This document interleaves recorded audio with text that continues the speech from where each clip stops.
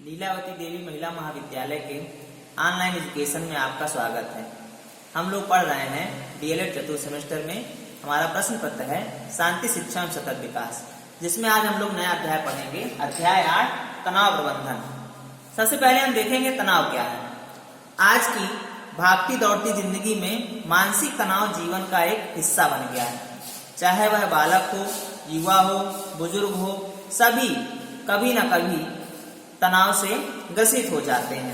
इस प्रतियोगितापूर्ण जिंदगी में जब व्यक्ति तनाव से ग्रसित होते हैं तो उसका दुष्प्रभाव उनके शारीरिक और मानसिक विकास पर भी पड़ता है। शारीरिक और मानसिक विकास के प्रभावित होने से वह विभिन्न बीमारियों को आमंत्रण देता है और उससे विभिन्न प्रकार की कठिनाइयां उत्पन्न होती हैं।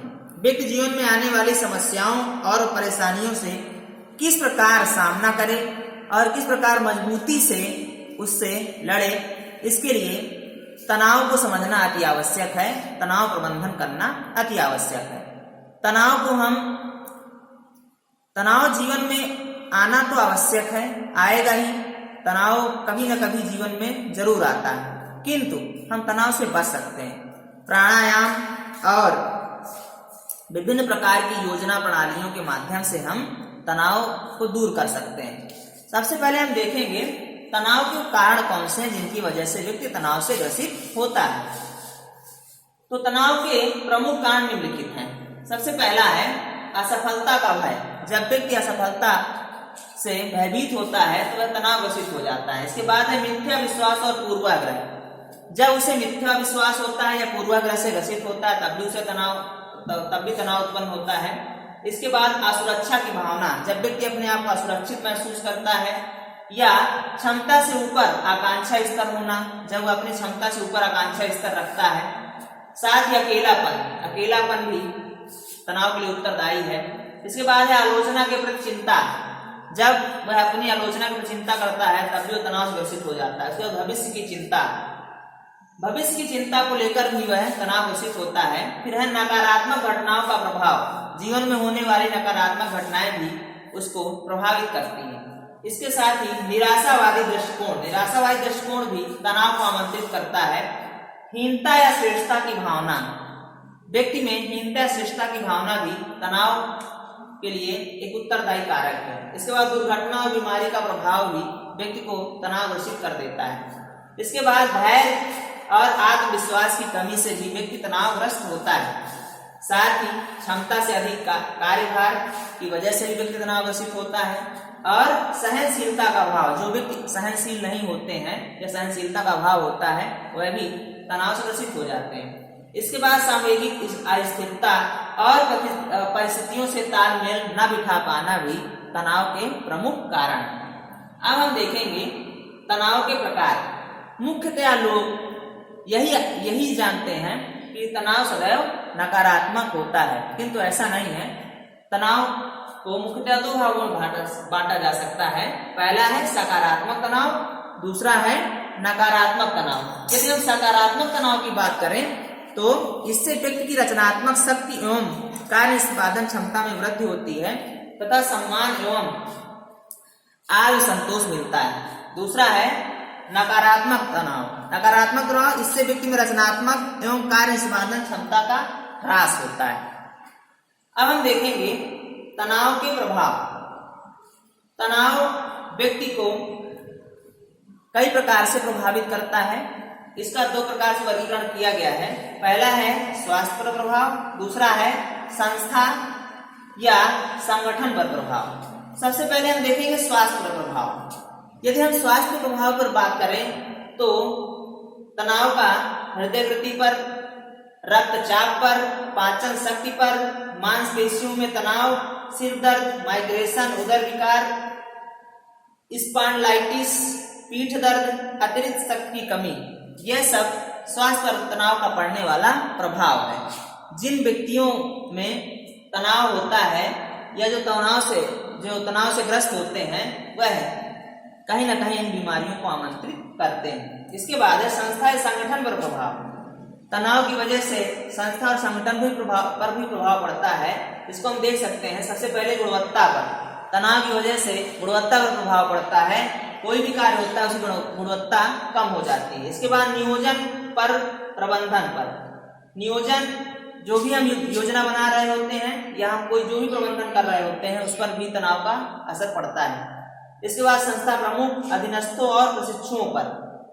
तनाव का प्रभाव संस्था के प्रमुख और उनके जो अधीनस्थ होते हैं या प्रशिक्षु किसी पर भी पड़ सकता है, सबको प्रभावित करता है। इसके बाद भावी कार्यों के निष्पादन पर।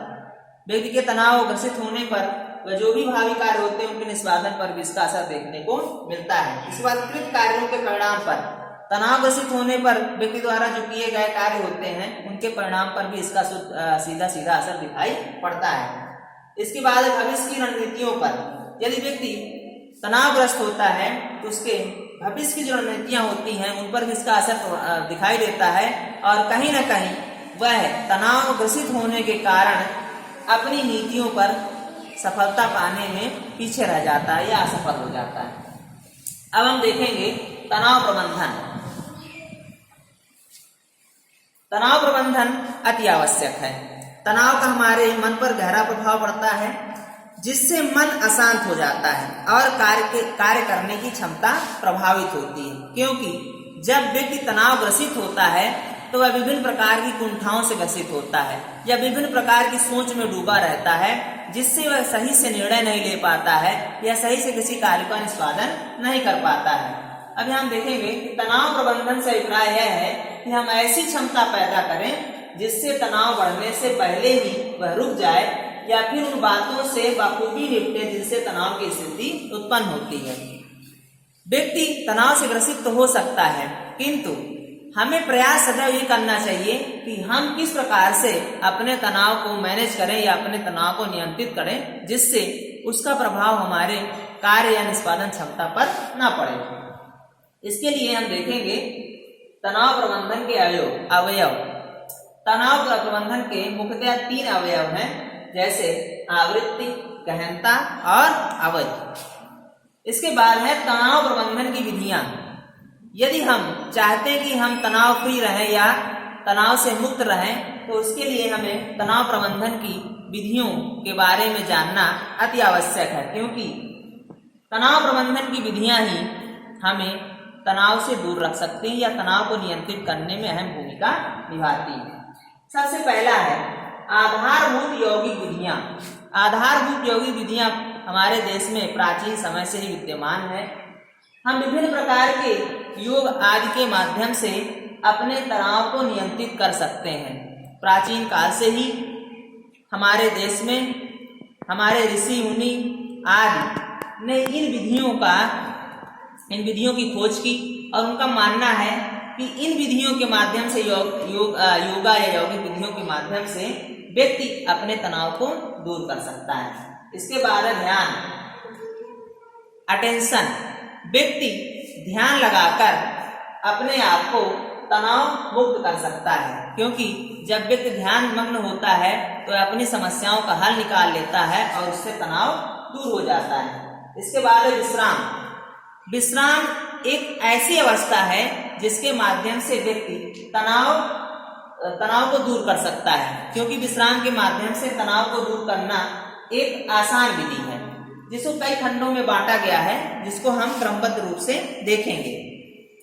सबसे पहले है स्वचालित प्रशिक्षण। स्वचालित प्रशिक्षण मतलब विश्राम चिकित्सा की एक ऐसी पद्धति जिसमें आत्म प्रेरणा कार्य करती है। इसके बाद है बायोफीडबैक। बायोफीडबैक, इसमें इलेक्ट्रॉनिक अनुसरण की सहायता से व्यक्ति को प्रशिक्षित किया जाता है और इससे आत्म संयम ग्रहण होता है। इसके बाद है गहरी सांस लेना। कहीं ना कहीं आपने गहरी सांस लेकर या गहरी सांस लेने वाला प्रशिक्षण जरूर किया होगा, क्योंकि कोरोना काल में विभिन्न प्रकार से गहरी सांस लेने का योग करने के लिए समय समय पर आप लोगों को प्रेरित किया जाता रहा है। गहरी सांस लेने में हम सांस को अंदर खींचते हैं और उसको अंदर रोक के रखते हैं, जिससे हमारा पेट के बीच का भाग और छाती ये सब जो है समान स्थिति में आ जाते हैं और इस प्रकार से हम तनाव को दूर करते हैं गहरी सांस लेकर। इसके बाद है ध्यान। व्यक्ति ध्यान में रहते हुए तनाव को दूर कर सकता है। इसके बाद मांसपेशियों की विश्रामावस्था।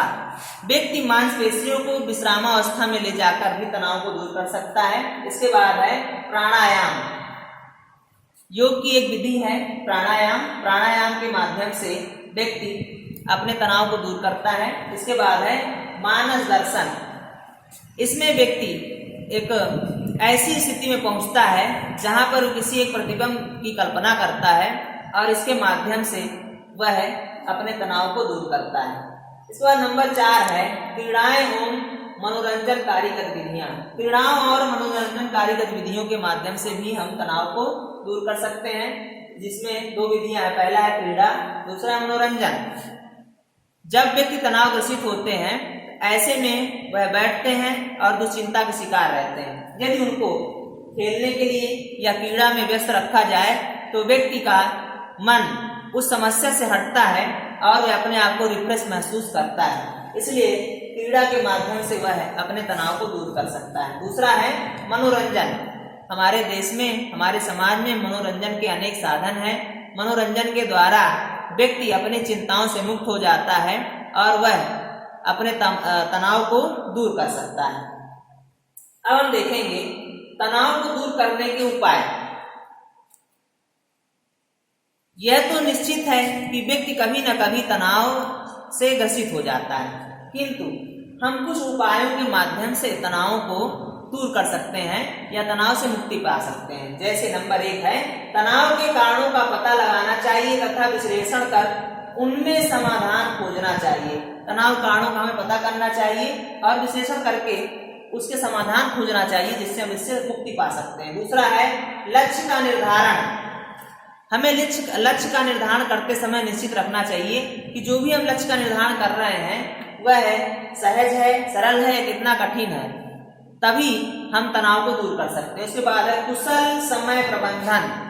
व्यक्ति अपना कुशल समय प्रबंधन करके तनाव से मुक्ति पा सकता है। इसके बाद शांत रहना। मनुष्य को कठिन से कठिन परिस्थितियों में या विषम परिस्थितियों में भी शांत रहना चाहिए। शांत रहकर वह तनाव से मुक्ति पा सकता है। इसके बाद पारस्परिक सहयोग से कार्य करना, चाहे वह घर हो चाहे ऑफिस हो, सब जगह पारस्परिक सहयोग से कार्य करने से व्यक्ति तनाव से मुक्ति पाता है। इसके बाद समाज में लोगों से मिलना जुलना। जब व्यक्ति एकांत में रहता है तो अकेलेपन के कारण उसमें तनाव उत्पन्न हो जाता है। ऐसे में उसको समाज से मिलते जुलते रहना चाहिए, जिससे तनाव में कमी आती है। इसके बाद है प्रेरणादायक साहित्य का अध्यापन। व्यक्ति को सदैव प्रेरणादायक साहित्य का अध्यापन करना चाहिए, जिससे वह तनाव को दूर कर सकता है। इसके बाद है नकारात्मक सोच से बचें व सकारात्मक दृष्टिकोण रखें। व्यक्ति को सदैव सकारात्मक दृष्टिकोण रखना चाहिए, नकारात्मक सोच से बचना चाहिए। इसके बाद आत्मविश्वास और धैर्य। व्यक्ति को सबसे पहले अपने पर विश्वास करना चाहिए और धैर्य रखना चाहिए। इसकी वजह से वह तनाव से बच सकता है। इसके बाद है तनाव होने पर अपने आप को व्यस्त रखें। जब भी व्यक्ति को लगे कि वह तनाव में है, तो स्ट्रेस में है, तो उसे अपने आप को व्यस्त रखना चाहिए। उसे अपने आप किसी कार्य में लगा देना चाहिए, जिससे तनाव कम हो जाता है। इसके बाद प्रसन्नचित्त रहना। आप जितनी बार मुस्कुराते हैं या खुलकर हंसते हैं तो उससे आपके तनाव दूर हो जाते हैं। उससे हमें एक ऊर्जा मिलती है सकारात्मक और तनाव को दूर करती है। इसके बाद नियमित शारीरिक व्यायाम, योगा, प्राणायाम करें। व्यक्ति को नियमित शारीरिक व्यायाम करना चाहिए, योग एवं प्राणायाम करना चाहिए, क्योंकि यह तनाव को दूर करने में अहम भूमिका निभाते हैं। इसके बाद कार्यों की प्राथमिकता का निर्धारण व उन्हें ससमय पूर्ण करना। कार्यों की प्राथमिकता का निर्धारण, सबसे पहले हमें कौन सा कार्य करना है, प्राथमिक स्तर पर कौन होगा, ये सबसे पहले किस कार्य को करना आवश्यक है, इसका निर्धारण करते हुए ससमय उन्हें पूरा भी करना चाहिए। और जब हम कार्य को ससमय पूरा करते हैं तो हम तनाव से बचे रहते हैं। आज वर्तमान समय में हर व्यक्ति अपनी आवश्यकताओं, अपनी इच्छाओं और विभिन्न प्रकार के लक्ष्यों को प्राप्त करने के लिए तत्पर रहता है। उनके न प्राप्त होने पर वह विभिन्न प्रकार से तनाव ग्रसित हो जाता है। ऐसे में व्यक्ति को अपना मूल्यांकन करते हुए ऐसे लक्ष्य का निर्धारण करना चाहिए जो उसे आसानी से प्राप्त कर ले और तनाव या मानसिक तनाव से बचे। आज के लिए इतना ही, धन्यवाद।